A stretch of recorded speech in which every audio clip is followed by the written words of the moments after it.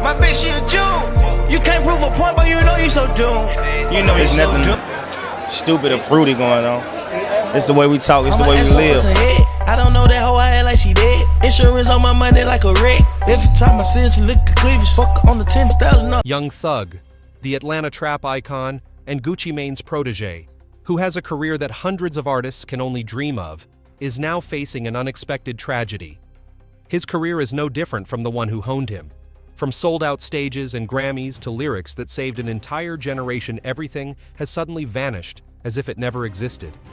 He caused a sensation when he announced his departure from the music industry, citing a loss of interest in music as his reason. That's a complete lie. The truth is far more brutal and dark. 88 indictments, 27 accomplices, and the very raps that once made fans cheer are now evidence against him. Half of the divided fans quietly streamed music while the other half deleted their playlists. Why was their idol sentenced to prison so easily? What's the real reason? The lyrics' life or prejudice? Was this verdict fair? Who is really behind the downfall of this trap music legend? Get ready. What you're about to hear below is the entire hell Young Thug has endured over the past 15 years. 1. Rising star from Atlanta to the world. Before he had a Grammy or fame, Young Thug used to believe that just one hit song was enough to change his life. But in Atlanta, every dream of a better life comes at a price, and not everyone is lucky enough to survive and pay it. Young Thug grew up in Jonesboro South, a poor neighborhood south of Atlanta, where violence and music blended together like breath. For Thug, rap wasn't a passion but an instinct for survival. Childhood amidst scarcity and chaos taught him that if he wanted to break free from that wretched cycle, if he wanted to reach a more civilized world, he had to make a leap so far. He had to be so different that no one would dare ignore him. And that's why he chose rap. It's not just an artistic choice but a way to escape. He spoke with a lisp, a distorted voice, and an unusual pronunciation, but instead of hiding it, he made it his signature. It's that very flaw that makes him impossible to replicate. Amidst an Atlanta packed with rappers straining to appear dangerous, Young Thug chose honesty. He doesn't read the words, he sings, bends, rubs, and languidly as if emotions are pouring out of his mouth. It's that very imperfection that creates a new, more emotional and more human trap genre, and makes Thug the only unique individual in the noisy crowd of Atlanta. Then fate appeared in the form of a seasoned man, Gucci Mane, the grandfather of Atlanta trap, an icon of the dirty South, who built an entire musical ecosystem born from the desire to be heard. In Atlanta, no matter which agency you sign with, if Gucci gives the nod, your status increases tenfold. He's not just a rapper, he's the hand that shaped the heartbeat of trap, the name to whom Migos Future, Waka Flocka, and Pooh Shiesty are all indebted. Gucci is the uncrowned king, and has an eye that can see gold in the mud. When Gucci heard the mixtape, I Came From Nothing, he stopped. It's not about the flow, it's about the feeling, this kid is rapping like their life depends on every word. In his stutter, he heard the truth. In the distortion, he heard a soul. With Gucci, he's not just a rapper, but the seed of a different era. Gucci later recounted, "When she walked in, I saw myself 10 years ago."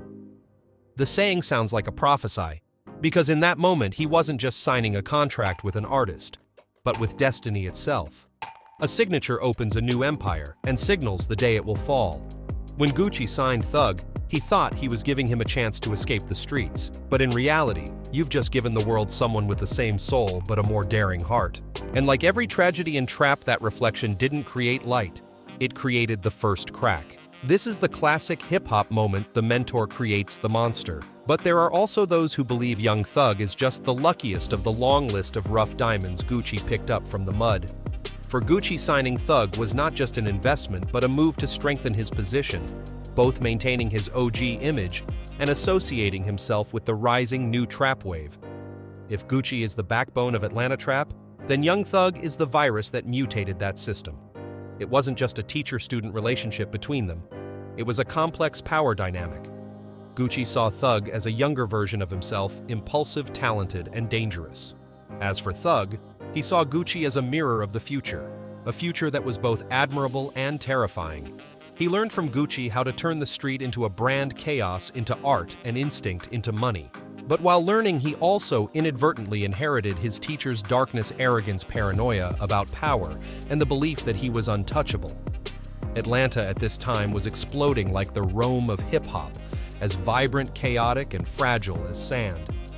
When Gucci and Thug appeared together in Guwap Home, it was called a passing of the torch moment.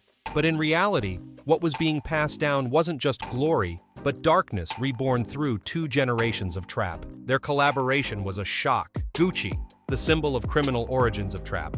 Thug, the one who turned trap into a fashion and art runway. On one side, there's cigarette smoke and blood. On the other side, there's the glow of Louis Vuitton lights. Those 2 opposing poles created an explosive effect. Blood met Silk Street met high fashion. And then the question began to echo. Did Trap still have a soul when he stepped out of the alley and into the spotlight? But everything born from sin must eventually pay the price. A few years later, Thug rose to prominence. He became a new icon, collaborating with Travis Scott, Post Malone, and Calvin Klein. Trap, born from dirt and poverty, now walks the runway and floods global music festivals. Gucci looked back and saw himself transformed into a legacy, while the freak pupil of yesteryear had become the embodiment of the future. 2 outcasts, now the new definition of success. Gucci from prisoner to a model of rebirth and a second chance at life. Young Thug from outcast to hip-hop's fashion god. Both prove sometimes it's the very people who are considered insignificant who change the direction of an entire culture. But fame is like a fire. The brighter it burns, the closer it is to ashes. Young Thug thought he was climbing to the peak of glory, but in reality, he was only getting closer to the sentence this game had already written for those who dared to touch power. 2. Rico Storm, the night of the arrest and the internet storm. The Grammy-winning rapper's arrest on gang charges wasn't a movie script, but a real headline on every newspaper the next morning. On May 9th, Atlanta police, in coordination with the FBI, unexpectedly raided Young Thug's mansion in the Buckhead neighborhood, where multi-million-dollar homes are located side by side. Dozens of armed agents surrounded the building, helicopters circled overhead, and television cameras focused directly on the main door. Was handcuffed and led out into the flashing lights. He was indicted under the RICO Act, a law originally created to dismantle the mafia and now being used to take down street crime organizations that the government believes are hiding under the guise of music. According to the 88-page indictment, Young Thug and 27 others are listed as members of the YSL Young Slime Life Group. For the prosecution, YSL is not a record label, but a systematically operating criminal organization, since 2012, involved in murder, armed robbery, and weapons possession. But what makes this case one of the most controversial of the decade isn't the accusations themselves, but how they were charged. The US government doesn't rely on fingerprints or testimony, but on rap lyrics. What Young Thug once wrote, what brought him fame, awards, and the respect of the entire industry, is now being dissected, quoted, and presented in court as criminal evidence. A line from a 2018 video pointed out by the prosecutor is, "I never killed nobody, but I got something to do with that body." In the courtroom, it was no longer lyrics but a confession. This perspective caused American society to explode.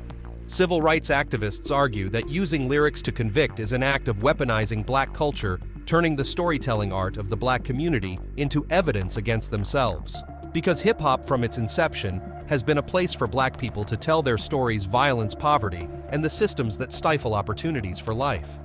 But the US government has long viewed hip-hop as a dangerous tool that could incite rebellion among young people. In their eyes, rap songs about guns, blood, and power are not just music, but seeds of cultural subversion, and the Young Thug case is the explosion point for that fear. As soon as the indictment spread, a wave of controversy erupted across social media.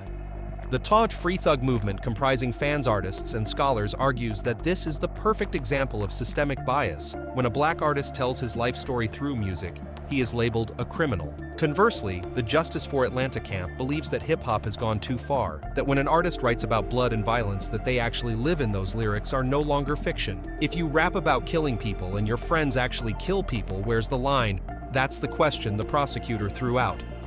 The lyrics that were once the weapon of the marginalized are now being turned against them as evidence to convict them. While rock can sing about rebellion and country can tell stories about guns, only hip-hop is called criminal music, and that says more about America than it does about Young Thug. Scholars call this a landmark case of the criminalization of art. From 1990 to the present, hundreds of rappers have had their lyrics cited in legal documents, but never on this scale. The US government may be sending a subtle message. If you use rap lyrics to talk about your crimes, we will use those same lyrics to convict you. But in the world of hip-hop, where words are power, that boundary is frighteningly thin. When art is born from true pain, distinguishing between the storyteller and the actor is almost impossible. And that is the tragedy of Young Thug. A man who once turned survival into poetry is now considered a criminal because of those very verses. The online community is not standing by. Every song by Thug is dissected, every video analyzed like a criminal case file. Some people believe he is innocent, while others consider him a symbol of the out-of-control artist. But deeper than that, this incident exposes a reality. Hip-hop remains a forbidden zone of American culture, celebrated when it sells, but condemned when it's too real. Amidst the debates, the law poses the question, can art be considered evidence if it reflects a real crime? And if so, could every artist depicting sin be prosecuted simply for their imagination? The contradiction lies at the very heart of the case. Young Thug is both a victim of prejudice and the creator of the image that gives that prejudice life. That evening, his lawyer walked out of the courtroom and said briefly, "We will prove that music is not a crime." But those words were lost amidst the sound of camera flashes and the hashtag Rico trending globally. In the public eye, he is no longer the creative icon of trap, but the new face of rap and sin. Young Thug once turned the noise of the streets into a global trap rhythm. But in a society where black music is always read as a confession, perhaps the most frightening thing isn't Rico, but the fact that an entire culture can be condemned by a single lyric. 3. Trial and evidence: the fight for justice. After nearly a year of silence since his arrest, the name Young Thug is once again appearing in every morning news bulletin. This time not in the recording studio, but in the Fulton County courtroom where the Rico case is being tried. The trial began with a palpable tension in every breath. Police were densely stationed around the building. The press jostled for every seat as if this were a live sporting event. To the public, this is the biggest rap trial of the century. With the law, this is a test to see if justice can remain objective when surrounded by public opinion and cultural prejudice. Young Thug sat silently. The face was expressionless, but the eyes said more than words. He was used to the stage lights, but the lights in the courtroom were different. It scrutinizes every small movement, every raised eyebrow, every breath.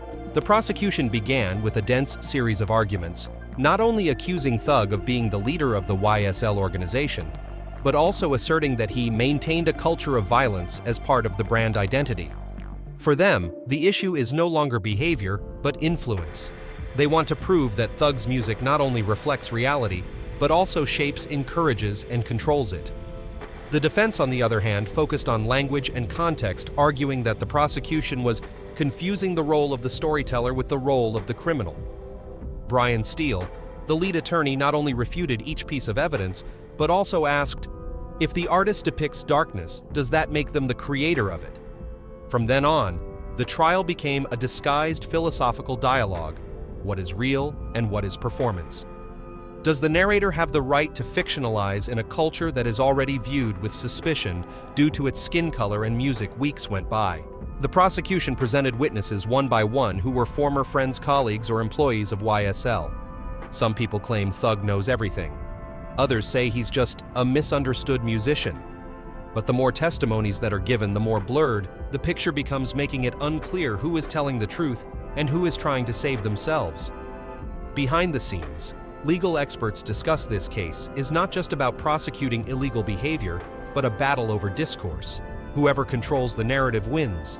And in a society where media moves faster than justice, truth rarely prevails. When it was Brian Steele's turn to rebut, he wasn't just speaking to the jury, but to the entire nation watching. He described how the American legal system is unintentionally, or intentionally, turning black culture into an object of investigation, where every rap lyric, every tattoo, every street symbol is scrutinized as criminal evidence. He concluded, "We are not judging behavior. We are judging a language. And if language is also guilty, then justice has lost its voice." Those words caused a moment of silence in the courtroom. The judge banged the gavel to call for order, but that silence speaks louder than any noise. The trial is ongoing. Each day passed like a repetitive play. The prosecutor read, the defense objected, the jury took notes, the reporters tweeted. Fatigue spread throughout the room. One reporter called it a case without rhythm. Meanwhile, a minor incident occurred during a break. Brian Steele publicly reacted strongly to the court over a technical decision regarding evidence. That action resulted in him being sentenced to 20 days in prison for contempt of court. A minor verdict, but enough to expose the tension that had spilled over into the personal. Justice now is no longer a flow of reason, but a battle between egos and power.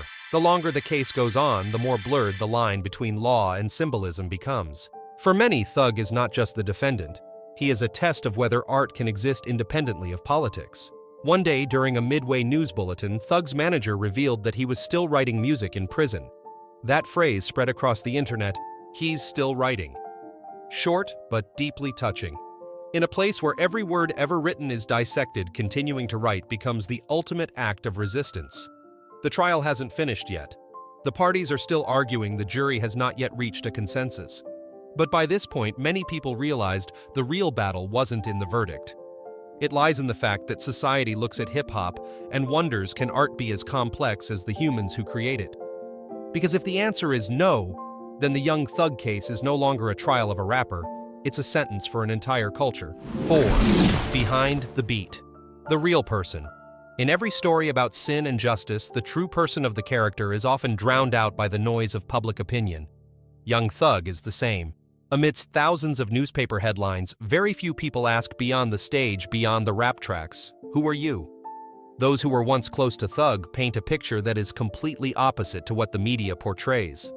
Gunna said in an interview, "He doesn't talk much, but always there when someone needs you. For us, Thug isn't the boss. He is my brother."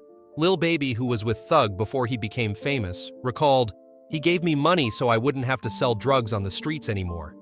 Saying that if I want to rap, I should just rap. Don't trade your freedom for a few dollars." Relatives say that Thug is very quiet in real life, almost shy. He doesn't like parties and often leaves the studio early to go home to his 6 children. An old friend described him, "He didn't have too many close friends, but whoever became close to him, he kept them forever." Once, after losing contact with an old friend, Thug drove all night just to ask, "Are you okay?" His ex-girlfriend, a stylist they worked with for many years, said, "He's lonelier than people think. Whenever he's not rapping, he writes in a notebook. It's not lyrics, but rather questions like, why do people hate me? Did I do something wrong?" The image of the gangster rap boss in the indictment turned out to be a reclusive man who spoke softly and was even afraid of crowds. A close friend recounted, "If someone met Thug on the street, they wouldn't know he was famous. He never brags, always wearing a hoodie, flip-flops, smoking and silent." From within the prison, that silence became even deeper. But that doesn't mean creativity stops. A year after his arrest in June 2023, the album Business is Business appeared on platforms. The album cover is just a cold image, a thug in a jail cell, his eyes staring directly into the lens. No marketing, no promotional campaigns, no interviews. Just a single caption, "Music Still Talks." Associates revealed that many of the vocal tracks on the album were recorded over prison phones. He called the producer and sang into the line, which was limited to only a few minutes each time. Each line, each beat was cut, spliced, and refined to create the entire album. Some people say that's almost technically impossible. But Thug still managed to do it. "He can't be free, but his music still comes out," Gunna said. "We listened to those files again and it was clear. Thug wasn't just writing music, he's just making excuses." The song, Jonesboro, named after the neighborhood where he grew up, is a rare account that the public has been able to hear from Thug since his incarceration. In it, he wrote, "They paint me as a villain, but they've never been where I'm from. They say I'm guilty, but I'm just a son." It's not a declaration of innocence, not loud resistance, but rather a calm rap where music becomes a mirror reflecting the pain of the misunderstood. Critics commented, "Business is Business isn't Young Thug's best album, but it's his most authentic one. And what makes it special isn't the sound quality, but the context in which it was created. In a cramped space, without a microphone, without a studio, just a phone, a piece of paper, and memories." An audio engineer recounted, "When we got the call, we only had a few minutes. He rapped quickly and intensely, as if afraid the call would disconnect and his thoughts would be lost. Then there was only the sound of beeps and an empty line." In a rare letter to his fans, Thug wrote, "Music is the only breath I have left. When everything else is taken away, I still have rhythm." Amidst the news about the case and legal debates, few noticed that the album topped the Billboard charts in its first week of release. not because of the scandal, but because the audience wants to hear what a silenced person will say when they still have the chance to sing. From then on, public attitudes changed. Those who once saw him as a symbol of sin are beginning to see him as a symbol of endurance. Empathy doesn't come from pity, but from their realization that music in this case is not just a means of expression, it is proof of humanity. A journalist wrote, "If in court they tried to silence your voice in the studio, you gave the world something the law couldn't confiscate: your soul." Amidst the distorted sounds from a prison phone and the fragmented music, one hears something rare in modern music: unedited truth. No need for harmony, no need for pitch correction. Only his breathing, a slight tremor, and a few words cut off mid-sentence. Enough for people to understand that Thug was still alive, still speaking, still proving that an artist can be imprisoned, but art cannot. Young Thug once wrote, "The system can lock my body, but never my tempo." A rap line that seemed wild has now become prophetic. Because even when all doors are closed, he still creates his own rhythm. A rhythm that no one can confiscate, no judge can sentence. Even with his mouth covered by law, he still spoke in rhythm. 5. Aftermath, fame, and its price. When the courtroom doors closed, the only sound left was not the gavel, but silence. A silence that lasted for nearly 2 years, encompassing Young Thug's entire career. Tours were canceled and advertising contracts were frozen. Tens of millions of dollars are frozen in temporarily locked accounts due to legal risk. Spotify reported that Thug's streams decreased by 40% in just 2 months after the trial began. The playlists that once propelled him to the top were removed, and brands remained silent. In a world where fame is measured by listens, silence is the second sentence. The fans are also divided. Half kept the old songs, considering them memories and a sign of loyalty. They stream every day as a way to fight against prejudice. The other half cleared their playlist, declaring they can't listen to someone who's been involved in RICO.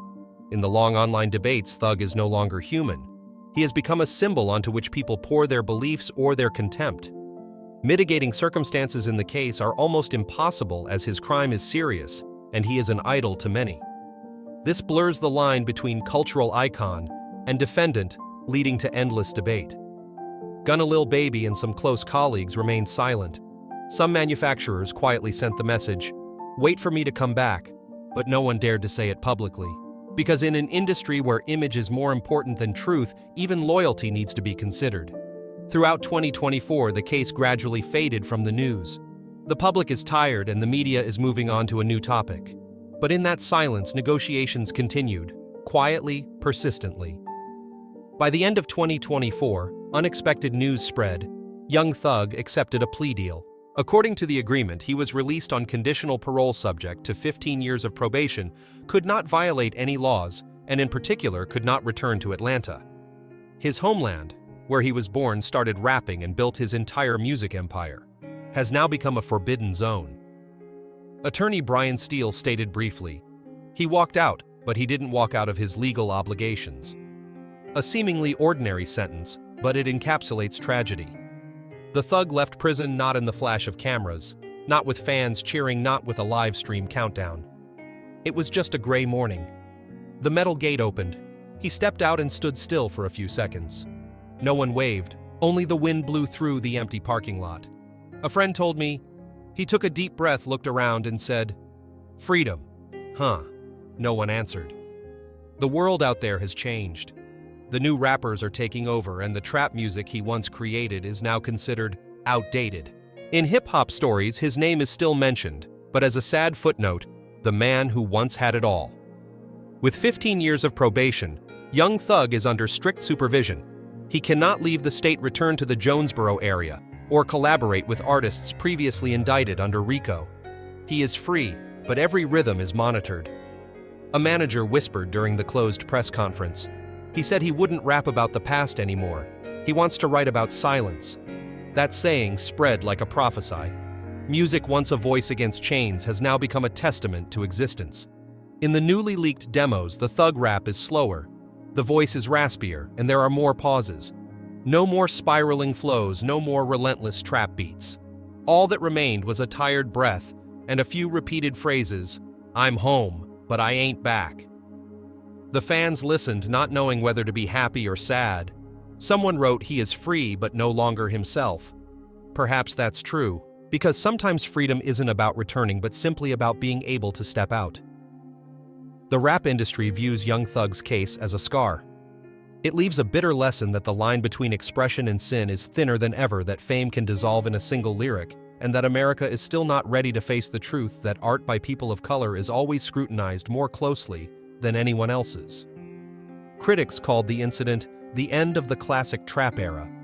But for those who understand, it's just a moment where the state wins a battle in a much longer war. The war for the right to tell its own story. As Thug got into the car, the door closed and a light rain began to fall. No one is waiting outside the gate. There's no welcome home party.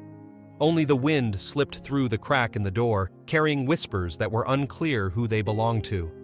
In the eyes of the law, he is released. In the public eye, he is forgiven. But in his own eyes, perhaps he had only just begun to live in a different kind of prison, where invisible walls were built of conditions, gazes, and memories. And there, freedom is no longer a state but a space untouched by anyone. Freedom sometimes has no shape. It's just an empty space that no one touches. 6. Reflection. What is freedom? Young Thug, who once defined the trap beat, now stands between two worlds, music and the law. On one side was the microphone on stage, where he used to shout true-to-life stories, where every melody once saved him from the darkness. On one side is the courtroom microphone, where rap lyrics become evidence, where every word is dissected, questioned, and considered by lawyers, judges, and prosecutors.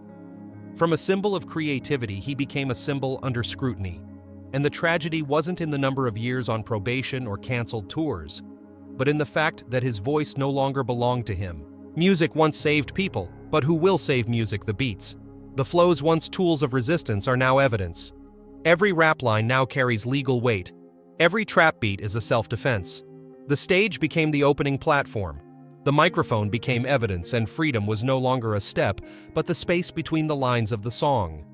When every rap line can become evidence, will anyone dare to speak the truth through music anymore? And if freedom only exists in the lyrics, then was Young Thug ever truly free? All data, analysis, and commentary in this video are presented based on information available at the time of production. The content is subject to change over time and should not be considered a definitive forecast.